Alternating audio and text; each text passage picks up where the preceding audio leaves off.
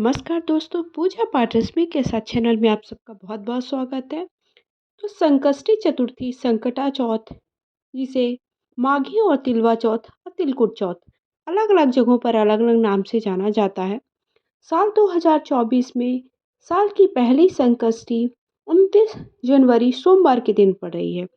तो आपको पूजन कैसे करना है, गणेश जी का पूजन कैसे कर, इसमें गणेश जी और चंद्रमा का पूजन किया जाता है। चंद्रमा को अर्घ्य देने के बाद ही पूजन संपन्न माना जाता है। तिल के लड्डू बनाए जाते हैं, उसी का भोग भगवान गणेश जी को लगाया जाता है, इसलिए इसे तिलकुट्टा चौथ भी कहा जाता है। तो आपको पूजन कैसे करना है, इसका वीडियो पहले मेरे चैनल पे डाल दिया, आप सबने नहीं देखा तो प्लीज़ आप सब देख लीजिएगा। अभी मैं आप सबको बताने वाली हूँ कि चंद्रमा का पूजन कैसे करना है। घर पर ही आप चंद्रमा का पूजन कैसे करें, चंद्रमा को अर्घ्य कैसे दें। जिस तरह से आपका करवा चौथ का व्रत चंद्रमा के पूजन के बाद ही संपन्न माना जाता है, इसी प्रकार से जो संकष्टी चतुर्थी होती है, चौथ होती है, उसका भी पूजन चंद्रमा के अर्घ्य देने के बाद ही संपन्न माना जाता है। ये व्रत संतान की कामना से कई लोग रखते हैं, कई लोग संतान की लंबी आयु, उसके उज्जवल भविष्य के लिए ये व्रत रखते हैं। और साथ ही साथ आप संतान की प्राप्ति भी करना चाहते हैं, तब भी आपको ये व्रत अवश्य रखना चाहिए। तो आपको संतान की सुख समृद्धि, उसकी सुख शांति के लिए, उसके उज्जवल भविष्य के लिए व्रत कैसे करना, व्रत का पूजन कैसे करना है, ये सब आप प्लीज़ उसका वीडियो देख लीजिएगा, चैनल पे अपलोड है। लिंक आप सबको डिस्क्रिप्शन बॉक्स पर मिल जाएगी। अभी चंद्रमा का पूजन आप कैसे करें, सबसे पहले आपको देखिए, आप सुबह के वक्त भी पूजन कर सकते हैं। वैसे ये पूजन प्रदोष काल में शाम के वक्त होता है। चंद्रमा के उदय होने का समय 9:10 पर है। थोड़ा बहुत इधर उधर देखिए होता है। तो चंद्रमा के अर्घ्य देने के बाद कैसे आपको चंद्रमा, पहले आप घर पर ही गणेश जी का पूजन कर ले। एक चौकी पर लाल कपड़ा बिछा करके गणेश जी को स्थापित कर ले, उनकी कोई भी फोटो या तस्वीर है। उसके बाद उन्हें शुद्ध जल से स्नान करा के हल्दी कुमकुम अक्षत वगैरह समर्पित कर दे, तिल समर्पित कर दे, धूप दीप दिखा दीजिए, फूल समर्पित कर दीजिए। वस्त्र है तो वस्त्र चढ़ा दीजिए, वस्त्र रूपी नहीं है कुछ तो वस्त्र स्वरूपी आप कलावा चढ़ा दे। जो भी भोग प्रसाद आपने घर पर बनाया वो भोग प्रसाद चढ़ा दीजिए। भोग प्रसाद चढ़ाने के साथ साथ जो भी फल फूल है वो फल फूल चढ़ा दीजिए। आपने जो घर पर पकवान बनाए हैं, जो आपने सामान बनाया है खाने वाला, जो आप खाएंगे, वो भी आप चढ़ा दें। तिल के लड्डू अवश्य चढ़ाएं, क्योंकि आज के दिन तिल का लड्डू का विशेष महत्व होता है। तो तिल के लड्डू चढ़ा दीजिए। उसका भोग चढ़ाने के बाद आपको फिर उसके बाद आपको चंद्रमा का पूजन करना है। तो चंद्रमा का पूजन आपको घर पर ही आप करें। तो आप कैसे करें, कब करें, तो आपको सबसे पहले अपने घर पर ये भगवान गणेश जी का पूजन कर लीजिए। उसके बाद आप चाहें तो नीचे जा कर के आपके घर की बिल्डिंग पर जहाँ भी नीचे आपको चंद्रमा दिखते हैं, वहाँ पर आप चंद्रमा का पूजन करें। या फिर आप घर पर से ही अगर आपके दिख रहे हैं छत से या फिर आंगन से, बालकनी से, तो वहाँ पर भी आप पूजन कर सकते हैं। तो देखिए, इस तरह से आपको थाली पर चंद्रमा का पूजन करना चाहिए, क्योंकि क्या होता है, जब हम नीचे पूजन करते हैं ना, तो पैरों पर उसके छींटे पड़ते हैं, जो कि बहुत ही अशुभ होता है, शुभ नहीं माना जाता। इसलिए आपको इस तरह से थाली पर भी चंद्रमा का भाव लेते हुए सबसे पहले शुद्ध जल से स्नान कराइए।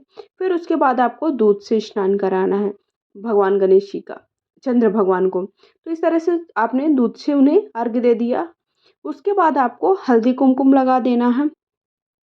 इस तरह से हल्दी लगाइए, फिर कुमकुम लगा दीजिए। फिर उसके बाद आपको तिल थोड़ा समर्पित कर देना है, और आप चाहे तो तिल और गुड़ साथ में मिक्स करके भी समर्पित कर सकते हैं, इस तरह से। फिर आपके पास जो भी फूल है, फूल समर्पित कर दीजिए। दुर्वा है, दुर्वा चढ़ा दीजिए। फूलों की माला है तो वो भी रख सकते हैं। भोग जरूर चढ़ाइए, जो भी आपने भोग बनाया है वो भी चढ़ा सकते हैं। नहीं है तो आप तिल के लड्डू तो चढ़ाइए ही। उसके बाद आप धूप दीप दिखा दीजिए, और चंद्र भगवान को धूप दीप दिखाने के बाद आपको आरती कर लेनी है। आरती अगर आपके पास दीपक लेके जाइए, आप नीचे जा रहे हैं तो नीचे दीपक लेकर जाइए, तो उनकी आरती कर दीजिए। आरती करने के बाद जो भी कल पूजा में गलतियां हुई उसके लिए क्षमा याचना मांग लीजिए, और क्षमा याचना मांगने के बाद उनसे आशीर्वाद लेने के बाद आपको चंद्रमा का पूजन संपन्न माना जाता है। तो इस तरह से चंद्रमा का पूजन आपको करना है, चंद्रमा को अर्घ्य इस तरह से देना है। तो आप सब जानते हैं कि यह व्रत साल की माघी के महीने में होते हैं, इसलिए इसे माघी चौथ भी कहते हैं। कई जगहों पर माघी चौथ की नाम से भी ये व्रत रखा जाता है। कई जगह पर संकष्टी चतुर्थी, संकट चौथ।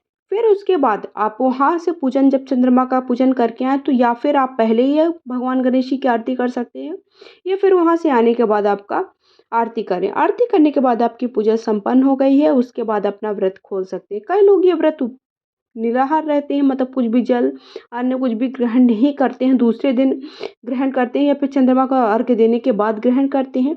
कई लोग क्या होता है कि दिन भर में अनाज का सेवन नहीं करते, फल फूल, दूध, दही और चाय वगैरह ले लेते हैं। तो आप जैसा आपको सही लगे वैसा आप व्रत करिए। उसके बाद आप कथा ज़रूर पढ़िए। कथा के बिना कोई भी पूजन संपन्न नहीं माना जाता है।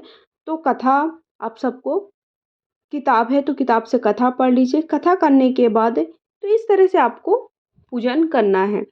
तो अगर आप सबको ये वीडियो थोड़ा भी पसंद आया है और जानकारी भरा लगा तो प्लीज़ वीडियो को लाइक शेयर करिएगा, चैनल को सब्सक्राइब करिए, कमेंट बॉक्स में जाकर के ओम गौरी गण गणपताय नमो नमः अवश्य लिखिएगा। उसके बाद आपको आरती करनी चाहिए। आरती गणेश जी की आपको कथा की कोई भी किताब होगी उस पर मिल जाती है।